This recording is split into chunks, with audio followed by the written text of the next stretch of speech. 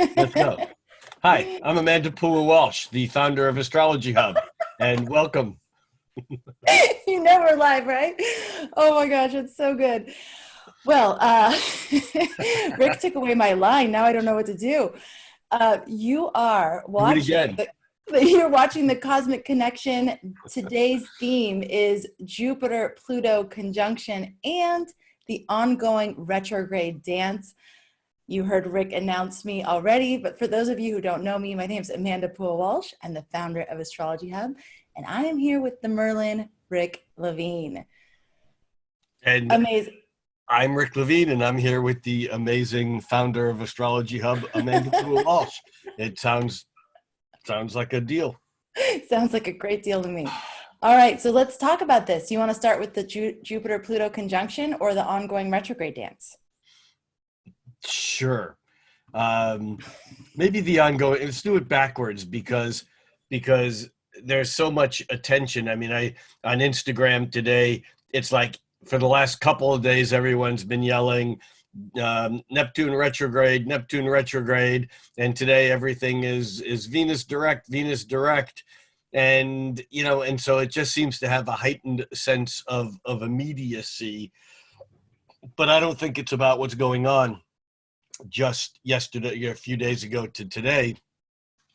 I mean, I know we devoted an entire session a few weeks back on this whole retrograde swirl that we're in, which began with Pluto, then Saturn, and then Jupiter, and then Venus, and then Mercury, and then Neptune, which made 6 planets retrograde. And now today, technically, I believe it was this morning, just a few hours ago at 11:48 p.m. Oh no, that's it's the June 24th. That's today. That's yesterday.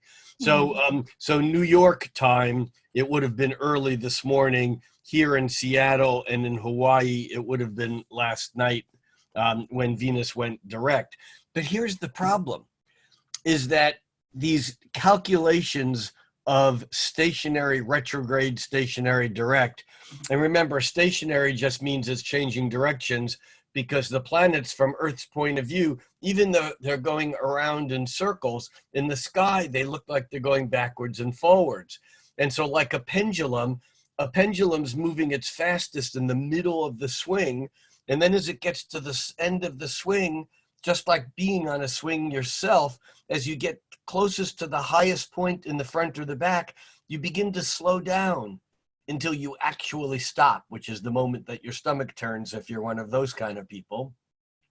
And then very slowly it goes the other way, and then it picks up speed. It's the fastest at the bottom, and it does the same thing. So the thing that we forget is that in order for a planet to turn retrograde or direct, from Earth's point of view, it looks like it needs to stop.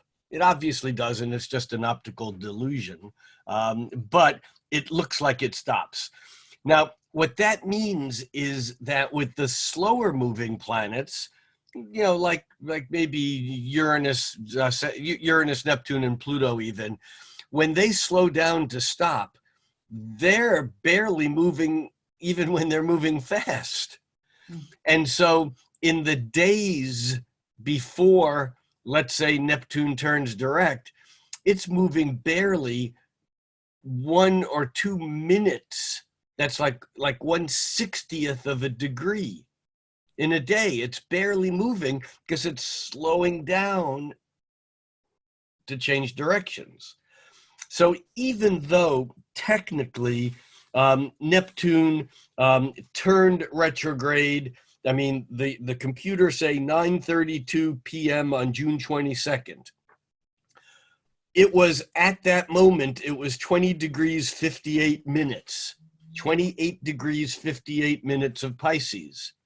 Well, here we are today at 4:17 p.m. in Seattle time, 3 days later on June 25th, and Neptune is at 20 degrees Pisces 58 minutes.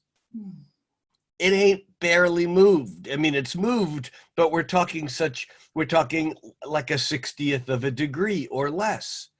And so Neptune, from Earth's perspective, has basically been pretty much stationary at almost 21 degrees of Pisces. And in fact, it'll be in that 20-degree area for weeks in the same degree.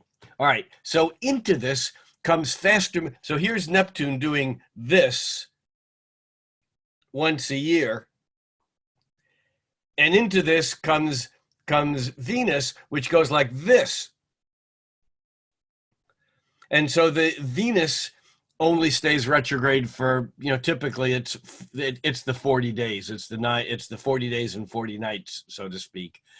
This particular one, I think, was closer to 43 days, but they vary. But because Venus, when she's moving quickly, can move nearly a degree a day, Mercury can move nearly 2 degrees a day, that when they go from direct to retrograde or retrograde to direct, the change happens much quicker. So Venus, as she turned retrograde this morning or last night, depending on where you are on the planet, she turned retrograde at 5 degrees of Gemini and 20 minutes. Well, she is still at 5 degrees Gemini and 20 minutes, like right now. And she will be for hours. She'll move to the next minute, but not to the next degree.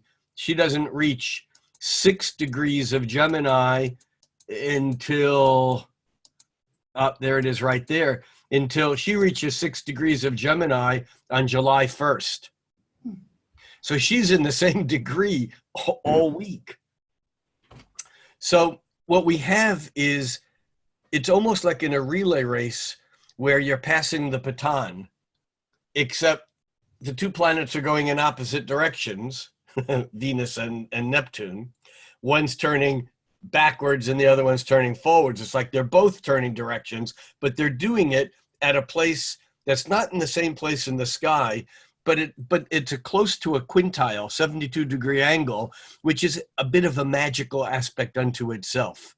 And I don't want to dig down deeply into the quintiles right now. I know I've mentioned them before, but quintiles are Venusian because a quintile is 1/5 of a circle.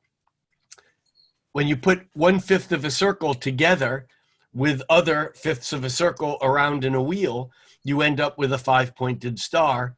And when Venus turns retrograde or direct from each time to each time, it does it about 72 degrees apart, making a 5-pointed star in the sky. So Venus is like a quintile, which has to do with creativity and beauty and loveliness and aesthetic perfection and things that are metaphysical but are attractive. Now, on top of that, there's a special relationship always between Venus and Neptune, because the outer planets are sometimes referred to as the higher octaves of the inner planets. So the higher octave of Mercury is Uranus. They are both mental, intellectual in some way. The higher octave of Mars is Pluto, which is why Pluto relates to Scorpio, which was Mars's old turf. But the higher octave of Venus is Neptune, and the way it works is Venus is personal love. It's sensual, and I don't mean sexual. I mean, Venus is things that we can taste or smell or feel. Venus it impacts in the real world. Even if it's the Venus in Libra and it's more mental, it's still what we're perceiving by what we're looking. Gee, that would look better there. These colors are better than those colors. So Venus has the element of I. I love you. I feel this. I like that. I don't like that. That's Venus. It's personalized aesthetic perfection, if you will. Neptune is also love, but there's no I in it. So it's agape. it's the love of God. It's the love of spirit. Neptune is the divine proportion to Venus. And so Venus and Neptune have a certain dance. Now, just coming full swing on all of this is that although, yes, we are in a Mercury retrograde period, and it's almost like a double Mercury retrograde period, because Mercury direct in Cancer is kind of Mercury retrograde in its own right. Not judging it negatively, but just in Cancer, Mercury is going to take more information in than it gives out. It's more receptive. It's more passive and speaks only when it needs to or when it feels absolutely totally safe, which is a Cancerian piece. But Mercury at this same point in time retrograding in Cancer, and the sun in Cancer, and just having come off this eclipse in Cancer, there's all this energy pulling in. Now we have Venus, which is turning direct, but it's doing it very tentatively. It's inching forward, and it's in a magical connection, quintile, with metaphysical love, the love of that which we don't touch, taste, see, smell, hear. And so the Venus-Neptune thing put us in this state of reverie, puts us in a state of reverie, of fantasy, of dreams. And you know, if you're really feeling not only the eclipse, people are blaming it on the eclipse, but this post-eclipsical energy, we're sluggish. We're floating along. We're not able to fully wake up. There's this sense of, you know, of like, okay, so are we quarantined still? Ended summer? So do I just stay home, you know, naked all day on the couch doing nothing? I mean, that's what a crab does. A crab lays on its back, you know? And so I think that this is a pretty magical spot. And also it can be complicated by the fact that when we are beings that think we need to be doing something, going somewhere, producing something, starting something, finishing something, and the wind goes out of our sails, which is what Neptune's job is to take the wind out of our sails, and we're just floating, you know, those who are spiritually inclined or who have a practice have the ability to go quiet, to go inward, to go deep. But those who don't necessarily emphasize that part of their lives, lives get a bit crazy because it seems like there's no traction to gain. The wheels are just spinning and you're just kind of floating along.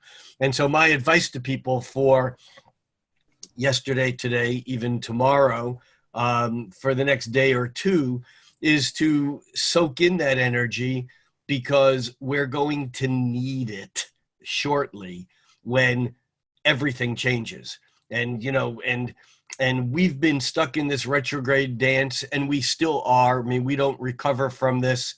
You know, Mercury doesn't turn direct until mid-July, July 12th. And, you know, Jupiter, Saturn, and Pluto don't turn direct until September, September, October. Neptune doesn't turn direct until November. In the midst of all of this, we have pretty much all of September and October and half of November with Mars retrograde in Aries.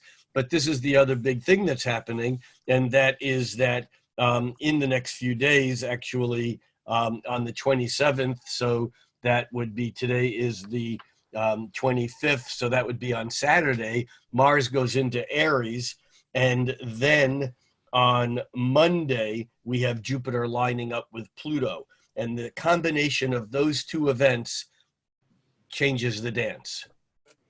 Okay, let's go there next. That was called foreshadowing. Perfect. Okay, one question for you around Neptune retrograde. So I get it. Like, things are really just sort of stalled right now between Neptune and Venus. They're pretty stationary. Yeah. But when Neptune does like officially go into retrograde, what is the energy of that? Like, how do we experience that? I'm hesitating because I think people who say they know don't know, and I'm not sure I do, but I'll tell you what the party line is, and I'll tell you what my observations are, and sometimes they don't quite match up, but I mean, the party line is that when a planet goes retrograde, the energy goes inward and backward. Inward because retrogrades are harder to express. Allegedly, we'll come back to that in a moment, and backward because the planet actually is appearing to move backward in space. Now, I think that with the inner planets, Mercury in particular, but Mercury, Venus, and Mars, the speed at which they change from, in that pendulum, the speed at which they change forward to backward is very noticeable. I use the image, and I kind of got this from Johannes Kepler, although he didn't talk about it with a car as I do, because I don't think he owned a car, living in 1600.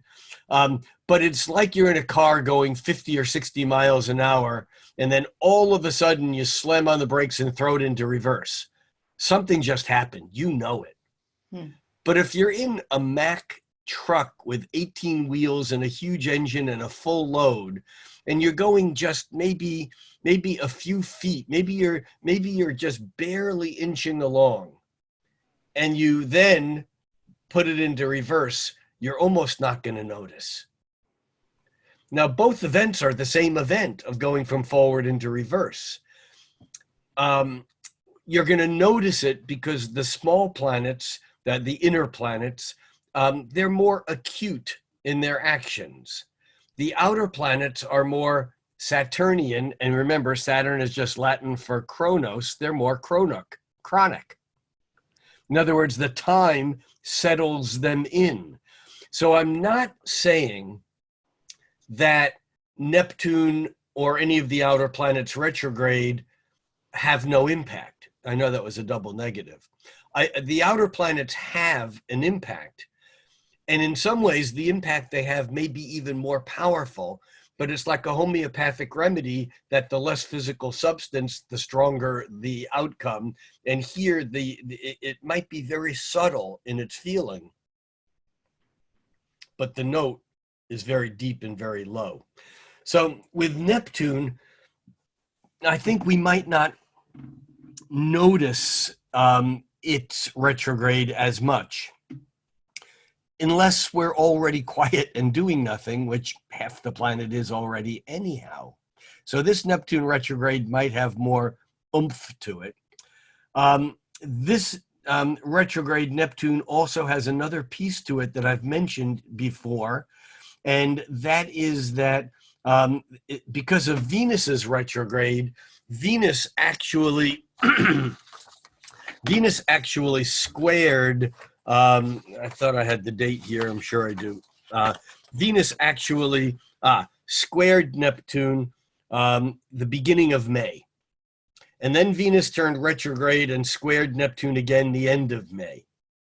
And now Venus is pulled all the way back. And by the end of July, it's a month away, Venus will square Neptune a third and final time. So there's something special again going on between the personal and the collective that I think emphasizes what Neptune's doing even more. So the question of how does a Neptune retrograde impact us? Planets go retrograde. I've been saying this for years, and I heard Gemini Brett say it with you online, or no, actually, I think it was on one of his guide things that he did yesterday, the day before. And so it just corroborated what I already thought I knew. And that is that when a planet gets closer to Earth than it does in any other times in its cycle, that's when the optical illusion of what's moving and what's not takes over, and it looks like it goes retrograde. The planets don't go retrograde any more than the car next to you goes backwards as the driver releases the brake. You haven't felt any forward movement, but you look and all of a sudden it looks like that car is going backwards until you realize, oh no, I'm going forward. It hasn't moved at all. So the idea that when a planet is closer to Earth, that brings up something that computers have lost a little bit, but it used to be something that was calculated, and it was something called the distance value.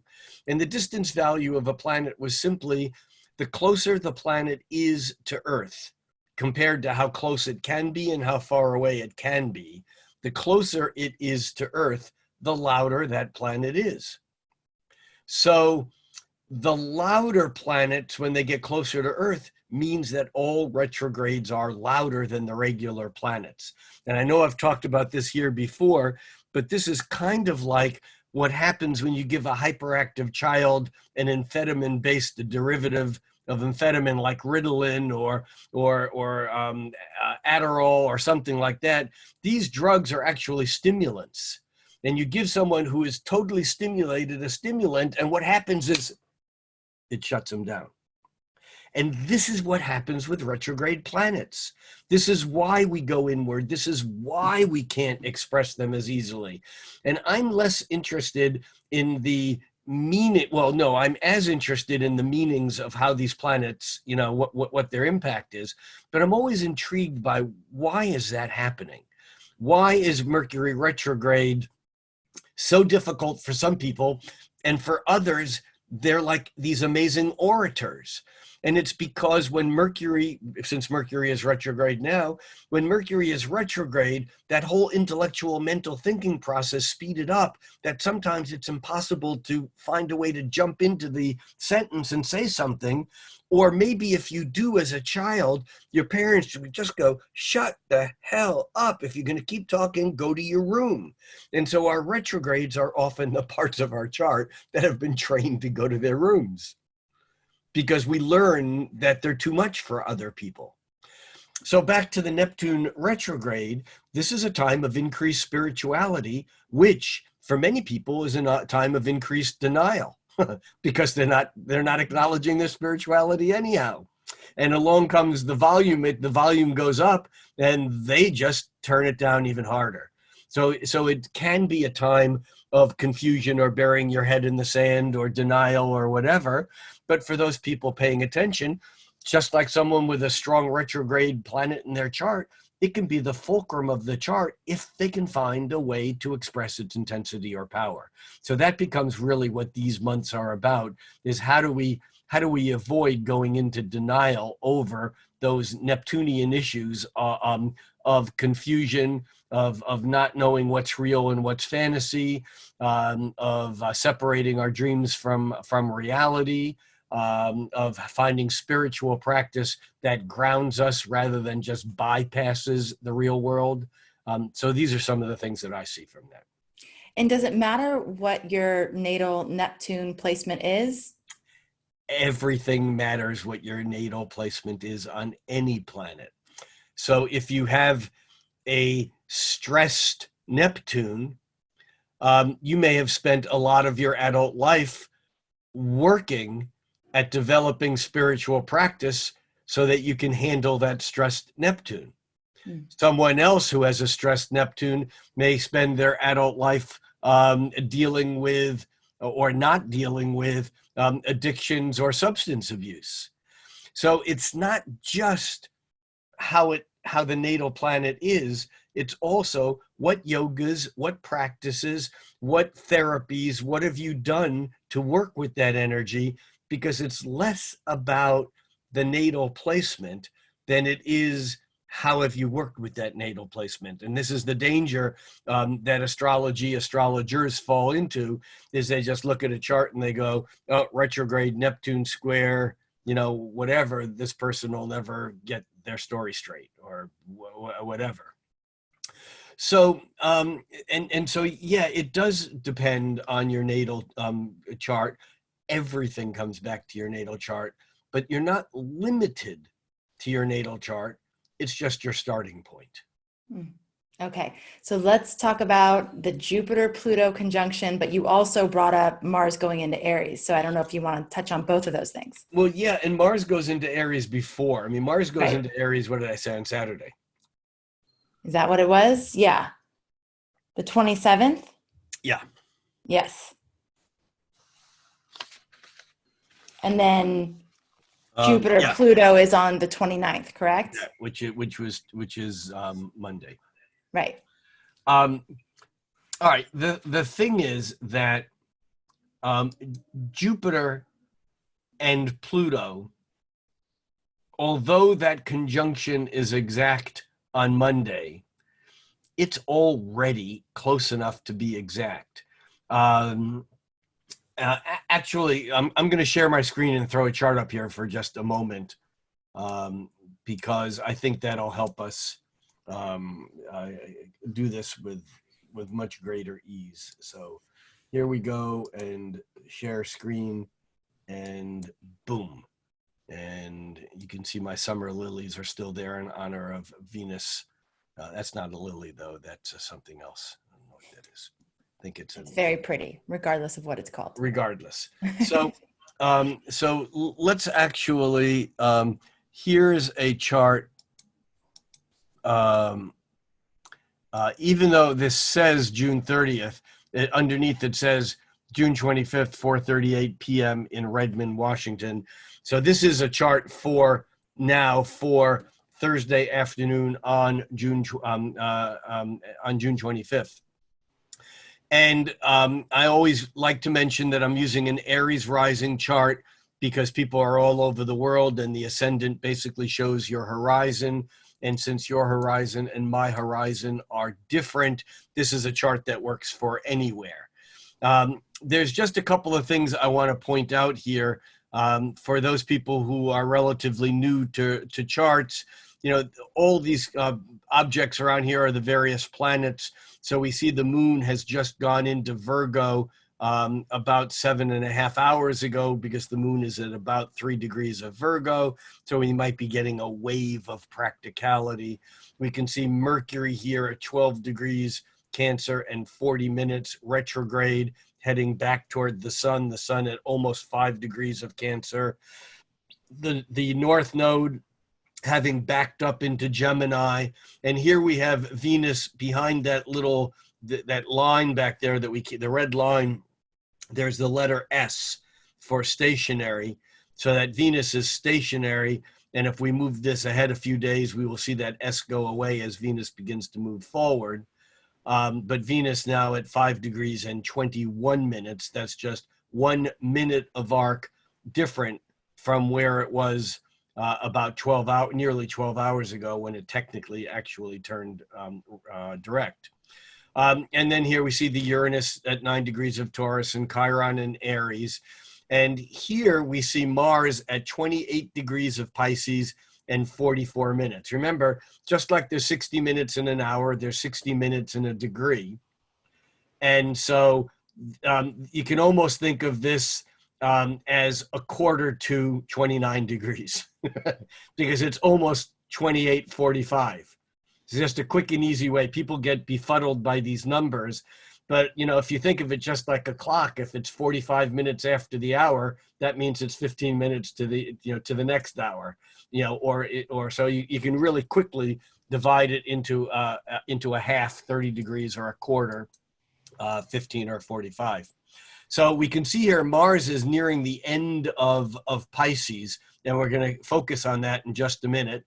There's Neptune still in Pisces, where it will be still for another several years.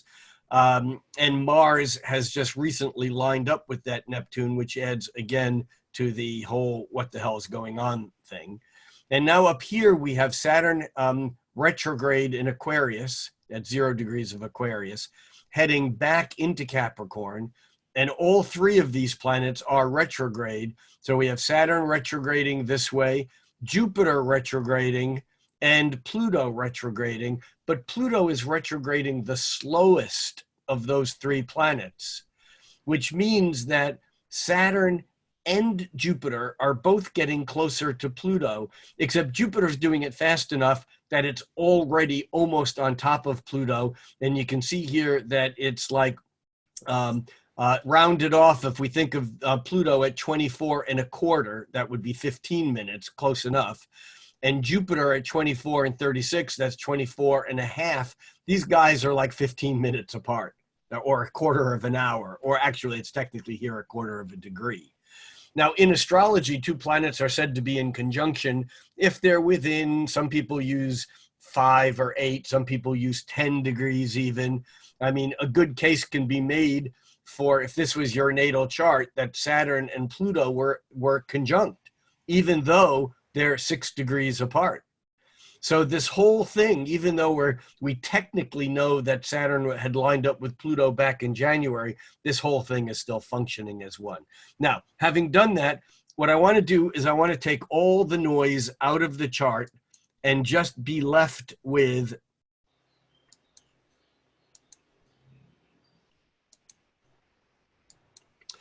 I want to be left, I got Jupiter out of there too. Sorry, I want to get Jupiter back in because that's one of the key pieces here. And we go back to displayed points and something happened there. There's Jupiter and boom. Okay, now.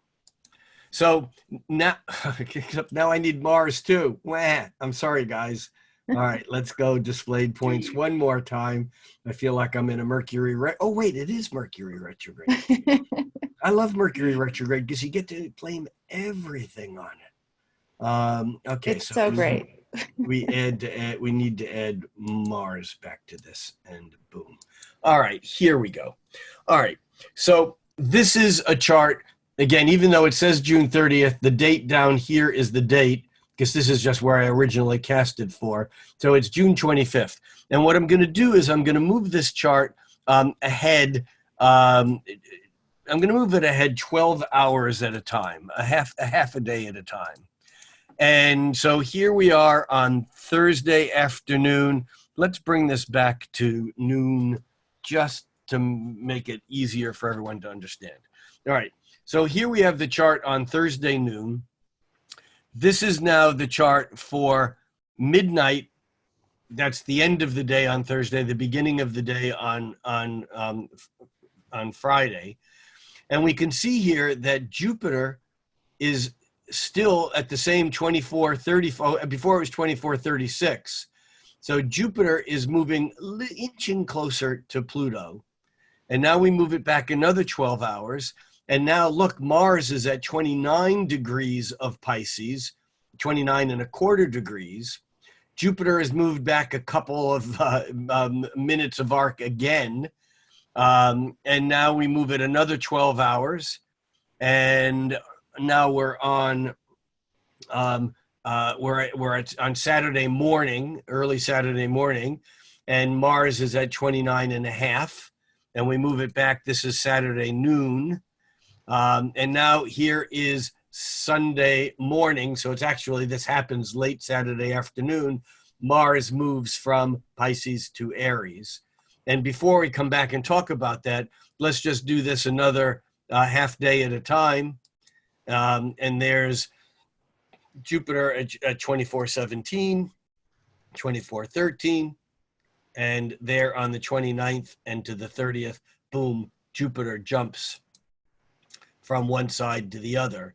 And so late on the afternoon of the 30th, the 29th rather, this is for the beginning of Tuesday the 30th, but on the afternoon of Monday the 29th, Jupiter actually lines up with Pluto. Now, let's talk about the Mars thing just for a minute, and then come back to the Jupiter Pluto thing, because I think that they are both important. Normally, Mars spends about 6 or 7 weeks in a sign. Mars is a weird orbit. In fact, it was the puzzle that messed with the ancients beyond any of the other planets, because all the other planets moved like this. In other words, they moved forward, and as they were going around the circle, they would reach a point, they'd go backwards, they'd go forward. Mars actually, in 11 months, would go all the way around the circle. Well, it would go all the way around the circle, but not quite to the last sign. So Mars would go through, 9 or 10 signs in like 11 months.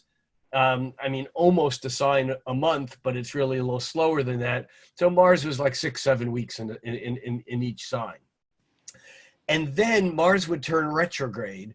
And it turns out that Mars would spend up to 5.5 months in the same sign. The rule to understand why planets work the way they do is very simple. And it's basically the slower moving the planet, the more weight it's going to have. It's like the bass player, versus the violin player. The violin player gets all the attention and all the high notes and that's what's going on. But the bass player is holding the beat. The bass player is basically creating the fundamental, the cornerstone. And so in astrology, when planets move fast, they create triggers that manifest events, but they manifest those things that are being set up by the slower moving planets.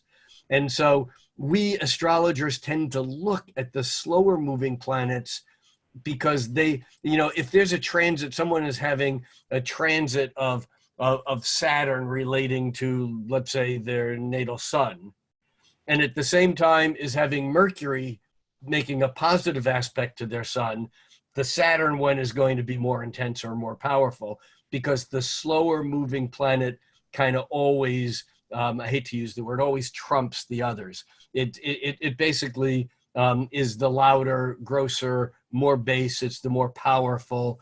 And so that's the rough rule.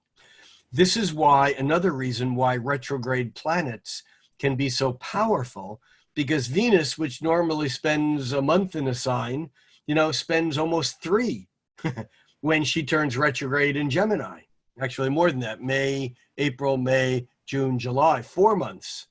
So it puts an extra weight. All of a sudden, Venus is not the lightweight she was, even though she's in lightweight Gemini.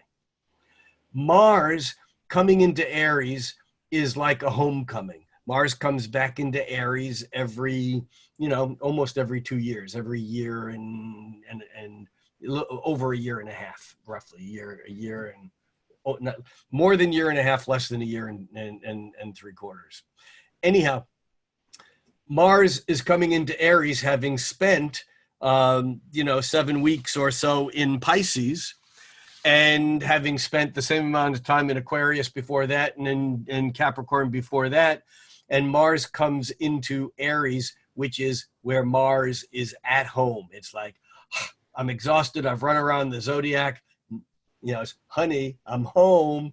And Mars is completely decked out in his military, kind of feisty, fiery, passionate, he's got his causes, and he comes home. And he stays there for almost a half a year. Mars doesn't leave Aries until January. That's 6 months. And so all of a sudden, Mars is not a lightweight, but all of a sudden he turns into more like a Saturn or a heavier weight planet, because he's spending so much time in one place that it's not just going to be a shouting match and then it's over. It's not just going to be, an airstrike on some foreign property, and then it's over. This is sustained. And so it makes it very, very different. And the second half of the year is going to be a lot different from the first half of the year, partly because of that. So, Rick, you said Mars goes into Aries, his home sign, every, I forget, a year and something. Year and a half or so. Year and a half. How often does Mars go into Aries and then retrograde how often does he stay there for 6 months? Like, how rare is that? I imagine it's probably once every. Now, here, if Brett was here, he would know off the top of his head. I can text him real quick. Yeah, I can find it real quick. It's probably about once every other decade, Okay. or so. That's my off the hand, my off the cuff guess. And actually, while we're talking or while you're talking, I can have the computer do this for me, because Why should I do anything manually that the computer can do? So we have that, and then with the backdrop of what you're saying, the base of those other outer planets, that's what makes this so significant with all of it happening at the same time. Yes. It's significant on its own, but then when you couple it with the base beat of Saturn and Pluto and Jupiter. Yes. Now we seem to have lost the chart that I had. Hang on one second here again. It definitely feels Mercury retrograde today. Displayed points and temporary.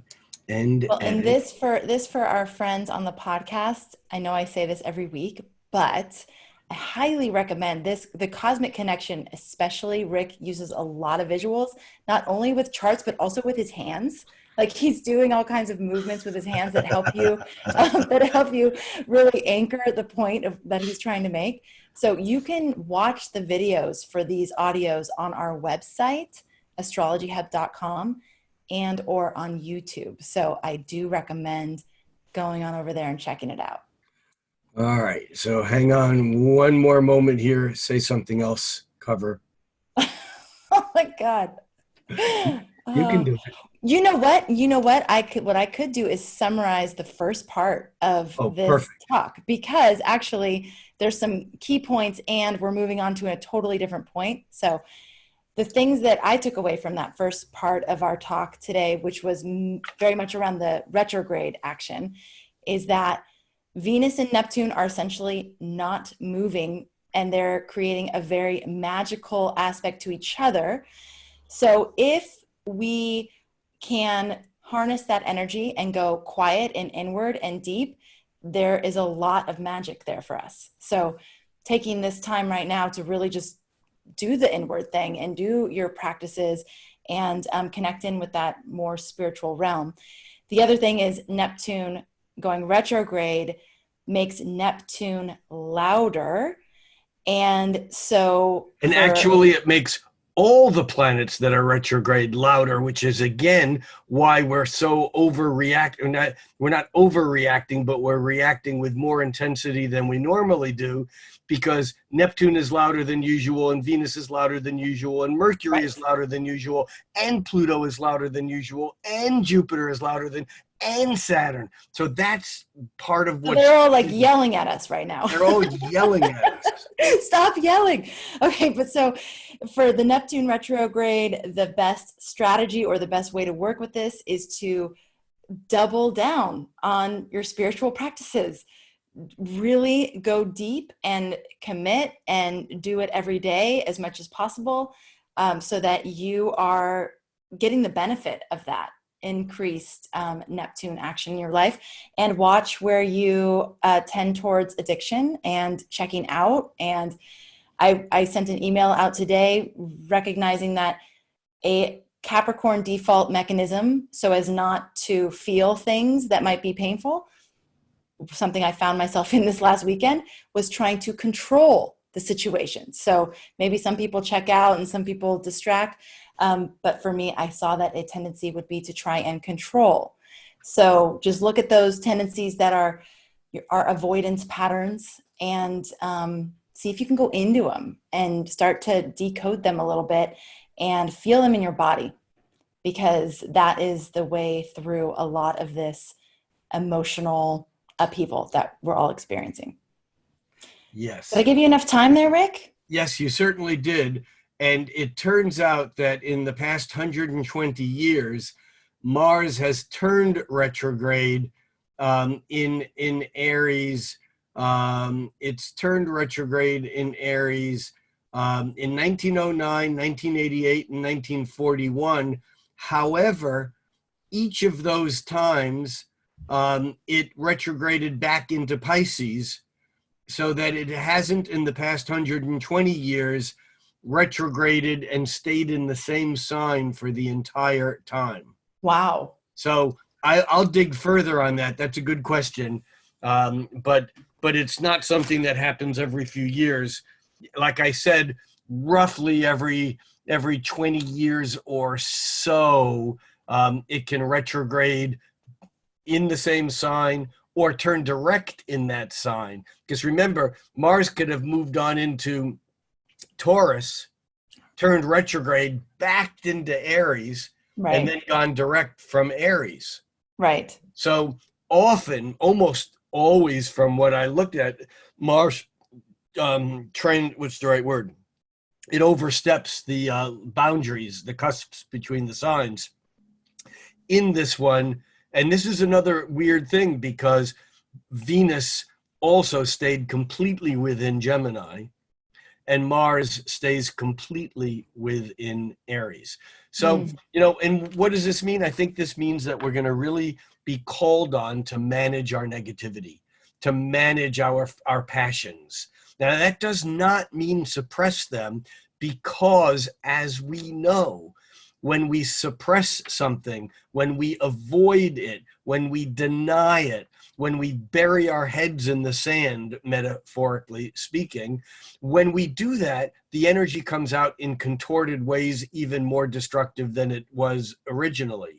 And so the real practice here is going to be for each and every one of us, and certainly for our leaders. And I don't necessarily put a lot of hope in our leaders necessarily doing this just based upon past experience. And that is, we need to manage our trigger happy, and I don't even mean that weapon wise, but that too, but our tendency to respond impulsively. Because remember, Aries is here and now. Aries is Ram Dass, who was an Aries, who wrote Be Here Now. Aries is spontaneity. It's in the moment. I sometimes say with Aries, it's ready, fire, aim. You do something and then you consider what you should do after you're done, and so the danger is not having awareness over the fact that when Mars gets closer to Earth, which it does during a retrograde, passions tend to inflame.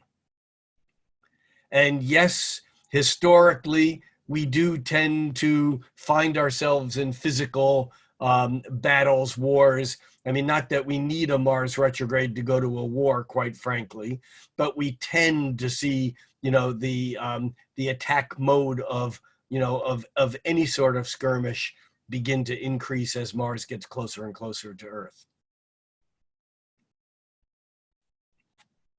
Well, I hit. You're on mute again. I saw that. Do you still need the chart up for this? I do for one more quick thing, and then I'll take it down. Right. The other thing that I want to talk about is I want to look at the Jupiter-Pluto conjunction. And in order to do that, what I would like to do is change this from an hour at a time. I would like to just quickly change that, or from 12 hours at a time. I'd like to change that to a week at a time. Rick, can I ask you one more question about Mars and Aries and Mars in general before we move on to Jupiter-Pluto? Absolutely. Okay. And we'll go back there, I promise you guys. One word that's been coming up a lot for me, I'm reading the book, The Art of Peace. I cannot say his name, Morihei Ueshiba, but he's the one who started Aikido. And this is a beautiful little book. And one of the words that comes up a lot is the word, well, first of all, that's a martial art, right? And which is Mars-Venus, martial art, Mars-Venus. Right. And the one word that keeps coming up that's really like standing out is the word valor. And I'm wondering if valor is a word that can be associated with Mars. In your opinion. I think valor is a word that is it's an interesting word because I think we tend to associate it with Mars, but it also has a Venusian overtone to it because there's something that's it's not just about winning. Right. Valor has to be winning with a right attitude of something that demands appreciation, honor. The whole Venus venerate, to hold something in value. Those V words, love, tend to be Venusian, and so I think valor is a great word. And of course, that brings always in my mind, the Shakespeare, line that discretion is the better part of valor, which means that that it's not always, the victor doesn't always get victory by engaging in a fight. Yes. And of course, in Aikido, and the concept of the art of peace is that any energy out there doesn't need to be, see, and I sometimes use the Aikido imagery in helping people understand how to work with transits, because in the West, we're trained towards boxing, which is basically two guys punching, strike, and parry. So if a strike comes in, you block it and you punch back. So with Western, you might want to call it martial arts, but it's more martial than artful. I mean, I know there's an art to it, but there's that whole block and parry. Whereas in Aikido, the concept is, why would you block energy that's coming in? What a waste.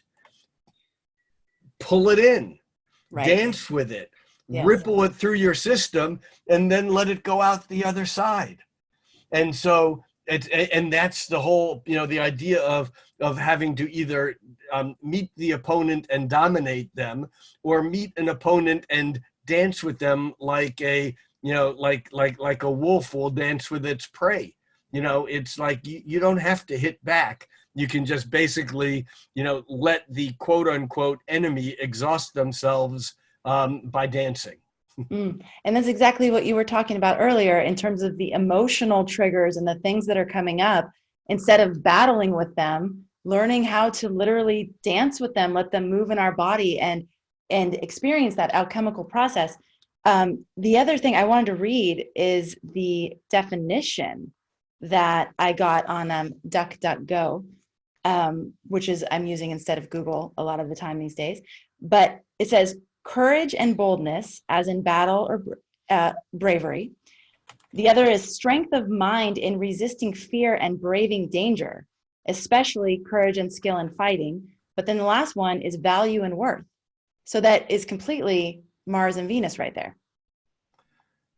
Yes. Yeah. So it's not, and that's the thing here, is that if we're going to make this work, it's not just going to be about Mars working in its own, working in its own place. It has to be Venus and Mars together. Yes, absolutely. So, okay. Let's go to Jupiter and Pluto. All right. So what I want to do here is just very, very quickly, we have this. I want to go back to December. That would be 12/1/19. And so back at the beginning of December, notice Mars is way back here, and in that amount of time through December, October, from December, I can't even do my months anymore. From December, January, February, March, April, May, June, in 7 months, Mars has gone through 1, 2, 3, 4, 5 signs. So what we're looking at though here, back on December 1st, we have Jupiter at 29 degrees. Let's not worry about the minutes here, but 29 degrees, Sagittarius, almost into Capricorn. And we have Saturn at 18 degrees of Capricorn, Pluto at 21 degrees. So I move this ahead a week at a time. There's Jupiter now in Capricorn. Now we have Jupiter and Saturn and Pluto all in Capricorn. And as I move this ahead a week at a time, we can see that by the first week of January, by January 12th, technically, Saturn, moving faster than Pluto, catches up with Pluto. And so on January 12th, early in the day, Saturn and Pluto were at the exact same position, 22 degrees of Capricorn. Jupiter still moving faster, but it's a Johnny-come-lately into the sign. Saturn continues to move away. And in fact, now watch, now here's Mars coming through this whole picture in March. Mars moves into Capricorn, and that whole Capricornian energy, this is the virus, which is now, kind of picking up steam, if you will. And as we move that onward, right there toward the end of May, right around May 20th, the actual date is I don't have it in front of me, but it's the last week of May, or it's right around May 20th. Saturn moved into Aquarius, still close in degrees, but now we have, toward the end of March, we have Jupiter, Mars, and Pluto all clustering together. And now the whole pandemic thing, which is not just a pandemic of a virus, it's a pandemic of fear. And when we have Mars lined up with Jupiter, that expands the energy, because Jupiter is the great expander, amplifier, and Pluto is bringing stuff down from the hidden realms, not only in politics, but also, in the viral realms, they're unknown. And so this is an emotional realms. This is the fear that began really playing rampant then. Mars moves past Pluto, but now look at the Jupiter-Pluto conjunction, which is actually exact on April 4th. I'm showing here for the 5th, but that's close enough. You can see that they're both at 24 degrees. So the first of 3 conjunctions of Jupiter and Pluto occur on April 4th. We're still feeling some frustration now because Mars has moved off into Aquarius, lined up with Saturn, and there's a lot of I won't wear masks stuff beginning to go on, and resistance, and is this really a hoax? What is true? But that's beginning to cook there. But actually, that end of March, beginning of April is when the panic was striking, more so in New York than anywhere else. But this is the actual peak of their, oh my God, everyone's dying. So I want to hold that for a moment in our thoughts, because as we move this on, we can see Mars moves off, and by the middle of May, Mars has whizzed through Aquarius. I mean, it's another sign, just boom, done. Jupiter and Pluto and Saturn have all turned retrograde. And now as we move forward again, in time, these planets are moving retrograde, and Jupiter is getting closer and closer to Pluto, and Saturn is getting closer and closer to backing up into Capricorn. And right there, you can see how everything shifts. And this is where we are right now, because Saturn backs into Capricorn on July 1st, and the Jupiter conjunction with Pluto is actually on July 29th. And now Mars is off into Aries, where it stays until January 7th, which is after Saturn having gone back into Capricorn, Saturn then turning direct, Jupiter, Pluto all turning direct, Saturn going on into Aquarius again. We're going to run through this really quickly in just a moment. And then Jupiter lining up with Saturn at 0 degrees of Aquarius, where it is now, and through all that time, Mars is going to still be in Aries. So that's how. So here I'm going to move this forward a week at a time. There's Jupiter still retrograding. Now Saturn's retrograded. Mars has moved. We're now July. We're now in August. Mars has moved all the way through Aries to almost 20 degrees of Aries.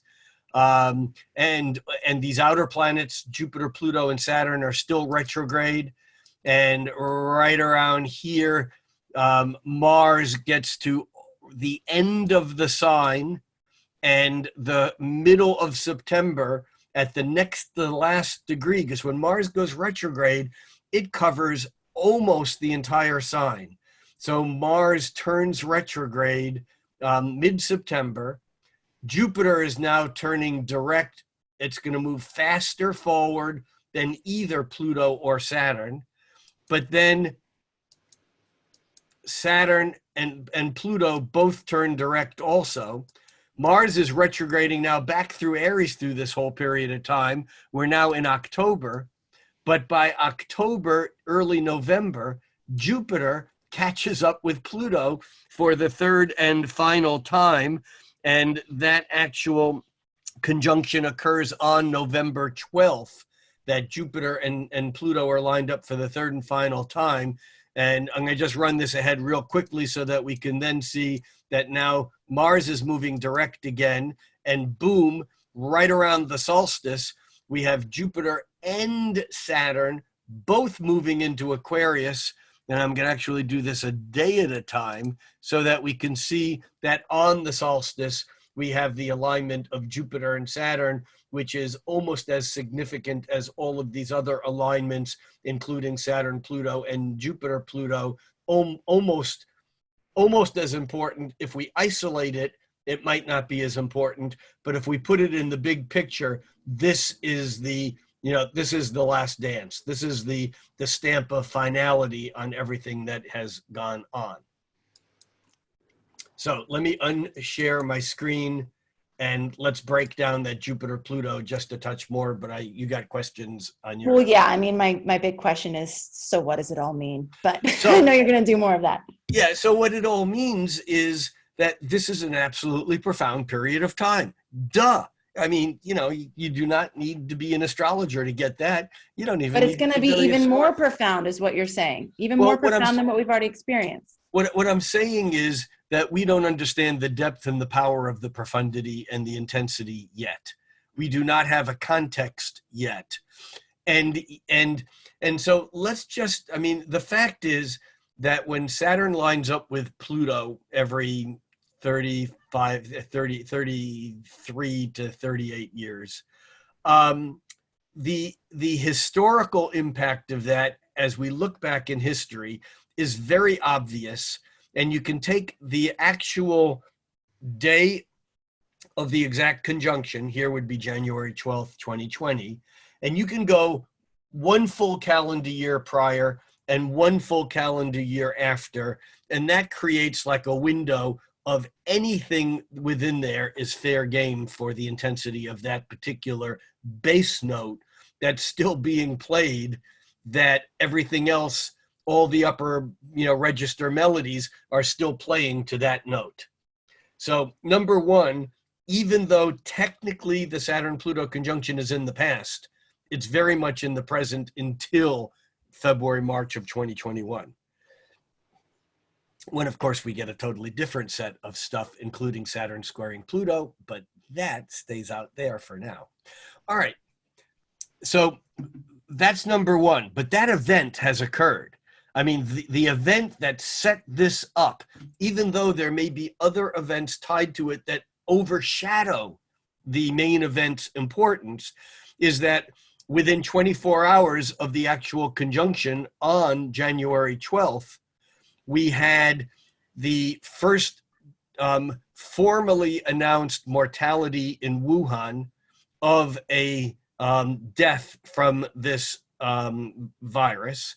And we had the first case of this virus coming into the United States. I think it was through Seattle, from someone who came here from Wuhan who was infected. So those dates occurred within 24 hours of the exact conjunction. But that's not the main event, because in some ways what we're already seeing is that these months of enforced passivity, inward directedness, frustration, anger at not knowing what the truth is, not having either the leadership that will tell us what the truth is or doesn't know what the truth is, the people in charge not seeming to be in charge. All of this is brewing. And then, for whatever reason at that moment, because certainly, although George Floyd's murder was a horrific event, unfortunately, it was not a unique event. And yet, historically, it will be considered a unique event because it was the trigger that created this that happened.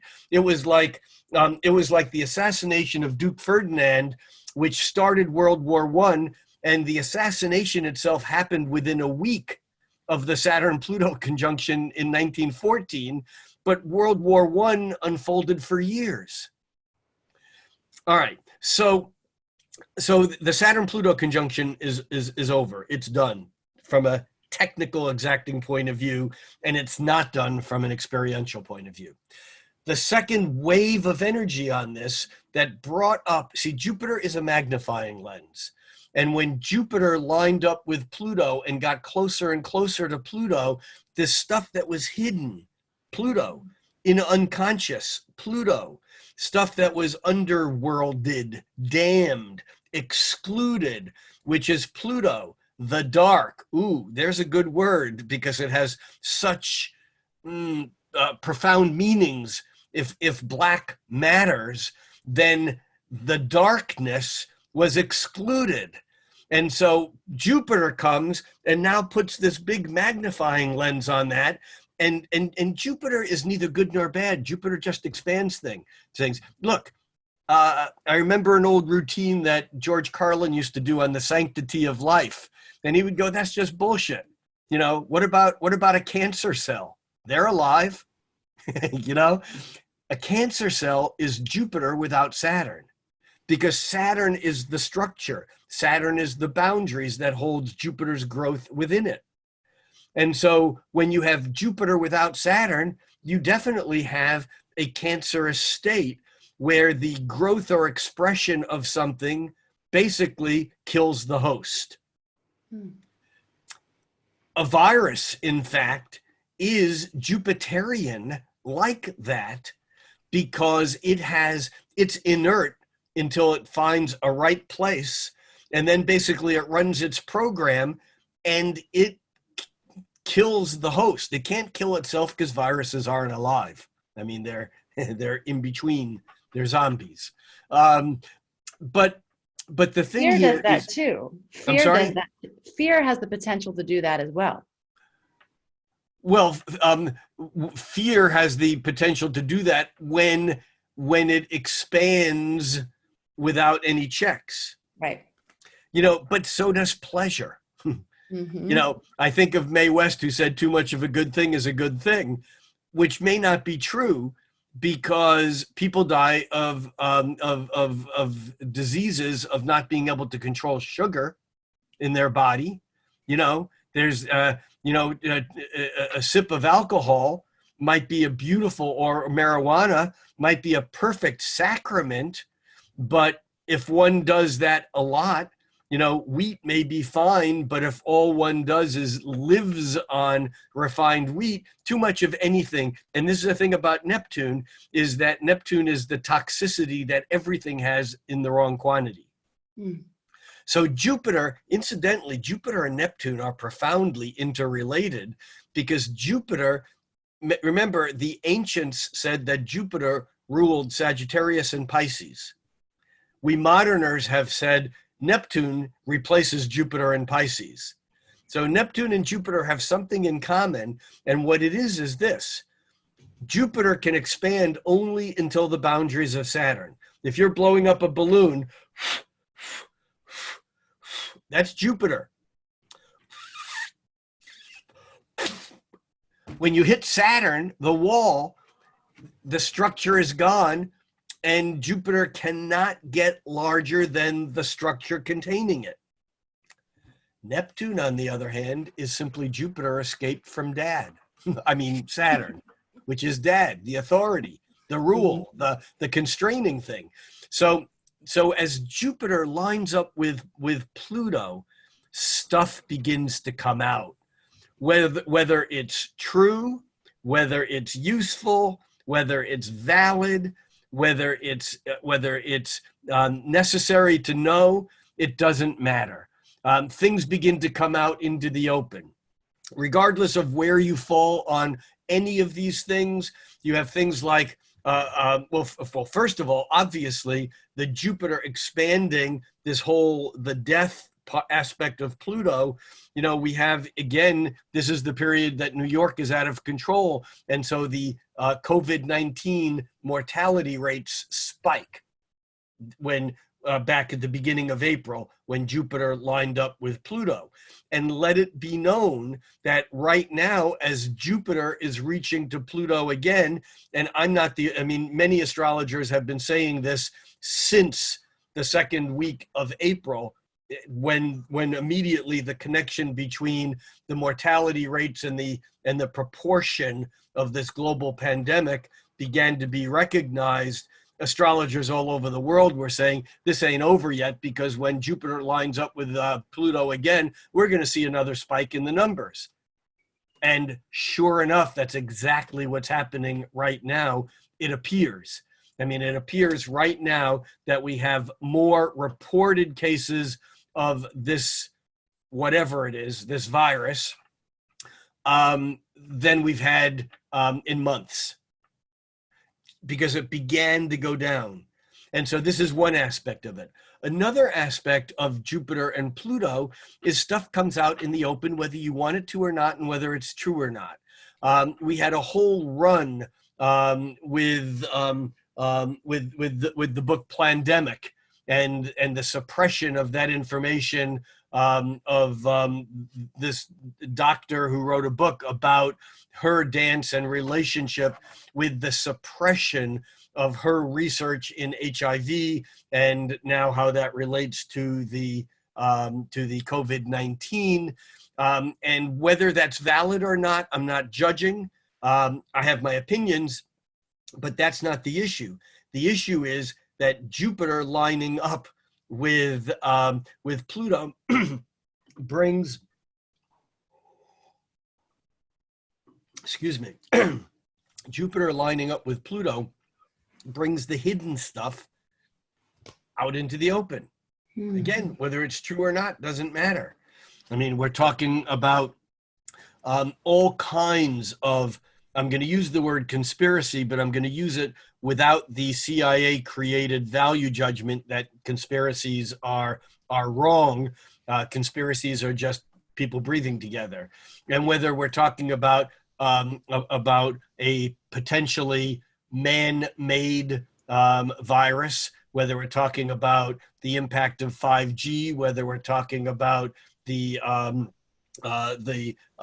liberal funding of these riots to induce martial law for creating global, governments, whether we're talking about, Vaccine, the mandatory vaccine track. Man, again, it doesn't matter which one we're talking about, because they're all valid in as much as they're all aspects of the shadows that are coming out into the open.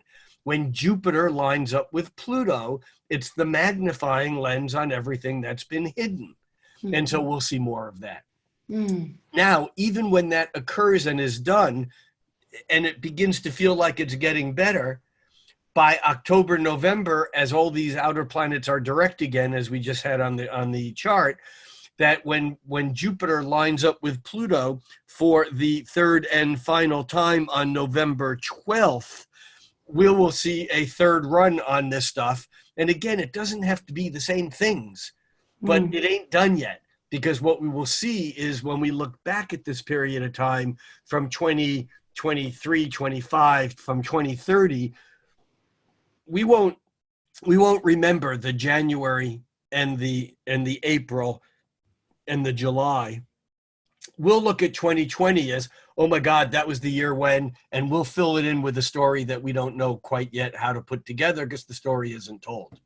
Now remember that once Jupiter lines up with Pluto in November, then both Jupiter and Saturn move out of Capricorn, and Jupiter moves into Aquarius on December 19th, and Saturn moves into Aquarius just a few days before that on December 16th. And by the 21st, they are aligned at 0 on the solstice, on the winter solstice in the Northern Hemisphere. Jupiter and Saturn are aligned at 0 degrees of Aquarius at the exact same position where Saturn was during the solar eclipse on the summer solstice. Kapow.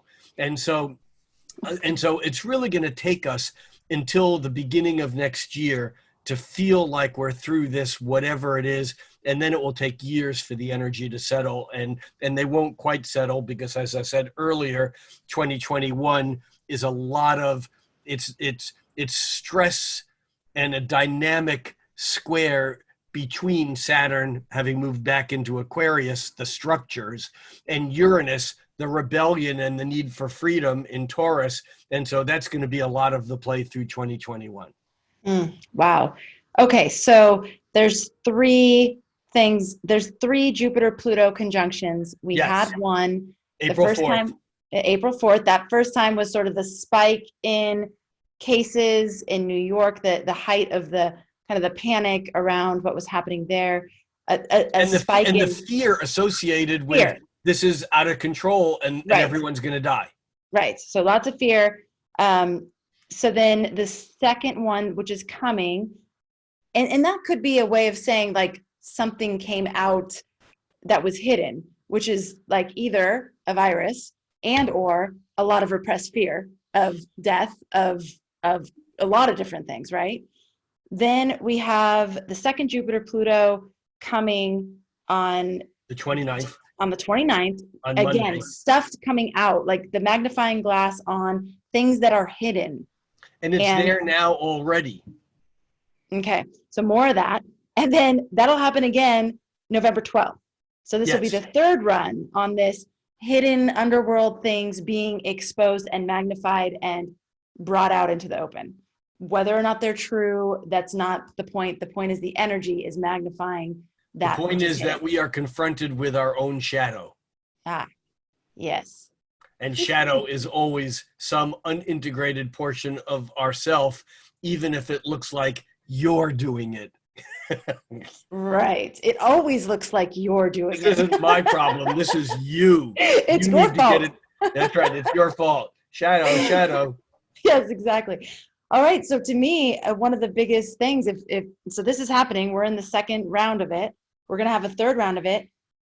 Would you say, Rick, that these things happening in 3 always gives us an opportunity to like improve? It's like, here it comes the first time, second time, all right, what are you going to do with it? Third time, all right, this is time for mastery level stuff. Yes, and you know, I can use an example here. There are some astrological events that, depending upon where you are, I mean, I'm a natal planet, right between my eyes, and here's Saturn coming by, and then it retrogrades, but it doesn't reach it. Okay, now let's take that same thing again. Here's Saturn coming by, it retrogrades over it, and it does it again. So there are some events that happen once, and others that happen 1, 2, 3. Now with Neptune and Pluto, it can happen even more often. And in fact, the Uranus-Pluto squares between 2012 and 2015 happened 7 times because of the Earth moving around inside it. So it always has to be an odd number, though. Anyhow, there are people astrologers who I've heard say, oh, I have my Saturn return coming up. It's in July of this year, but it only happens once. Boy, am I glad. It's like for some people, it could happen in July and then get the retrograde in September and then get the direct the following February or March. And so I've heard people go, yeah, well, I lucked out. It's only happening once. I don't think that's the way it works, for exactly the reason you just said. And that is that when we get the 3 shots, it's almost like by grace of God, we're given time to integrate, assimilate, learn, adjust. Now, if we don't get it on the first sweep, typically the second sweep can be even harder, which then for many people just puts them into further denial. And then the third and final sweep can be the tough one. For other people, it's like by the time the first sweep is already happening, they're already working on their stuff and they're going, this isn't so bad. So we all react to it differently, but absolutely this is, and again, I was going to say, this is a time when we have our work to do. But again, I think that this is part of why the murder of George Floyd became such a catalyst, and that was we were already being forced for a totally different, apparently totally different reason. We were being forced to look at our mortality, to look at what isn't working in our lives, to look at the shit job that we have that isn't making us enough money to pay our rent, and now we don't even have that. To look at all these other aspects of of things that have just been going on in our lives for years.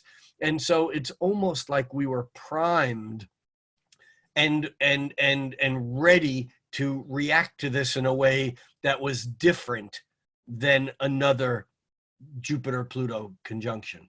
And we could track those Jupiter-Pluto conjunctions back in history. In fact, maybe we could look at that next week, because by then we'll still be in the midst of it. It'll still be all in the Jupiter-Pluto conjunction a week from now will still be in the same degree, but the technical exactness of it will be open, and there may be more to discuss around, well, what is it that's unfolding?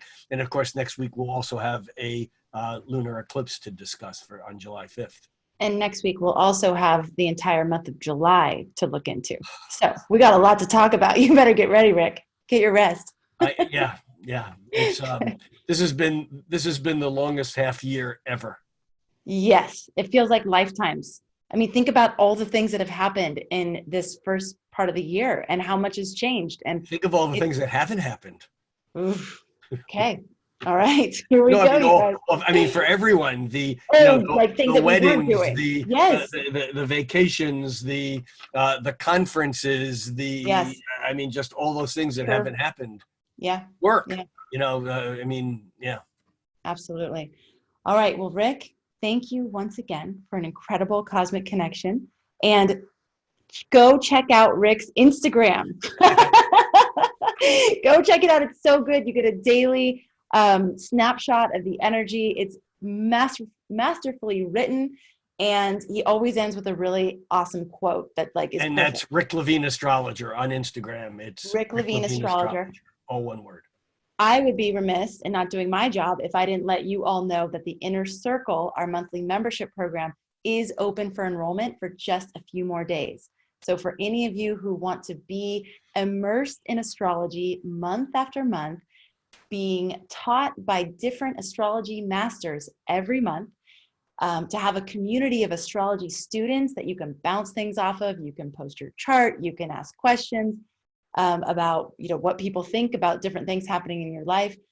The Inner Circle is for you. So check it out. It's astrologyhub.com/inner circle. Rick Levine was one of our masterful teachers last year. He did a mastery class on quincunxes.